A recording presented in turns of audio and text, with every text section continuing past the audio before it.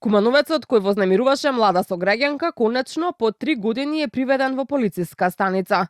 МВР соопшти дека станува збор за 32 годишен кумановец кој бил уапсен на 1 октомври по потирница врз основа на судска наредба поради сомневање за кривично дело демнење.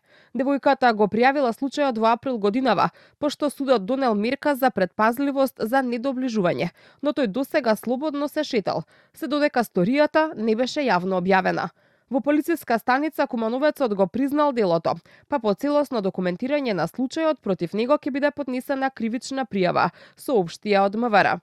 Девојката, чиј идентитет е познат на Канал 5, вели дека е добро што нешто конечно се презало, но сепак не се чувствува безбедно бидејќи лицето и претходно не ја почитувало мерката за неприближување. Исходот од судење е само забрана за приближување, каде што ми беше речено доколку го сретнам на улица, да пријавам, да се обратам во полиција, за да се превземат одредени мерки.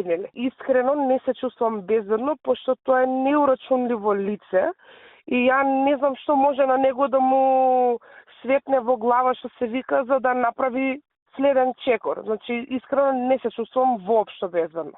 Младата жена, која со години се криеше од насилникот, се соочила со уште еден шок. Кога била повикана на информативен разговор во полиција и било кажано дека воопшто не се запознати со случајот и покрај тоа што жртвата пријавувала повеќе од 30 пати. Делот пријави дека ги нема што се случило, како се случило, пошто дело дека не се запознаени со мојот случај. Делот пријавите каде што сум била да побарам помош, поплака, било што било само забележано и толку, демек тоа е тоа.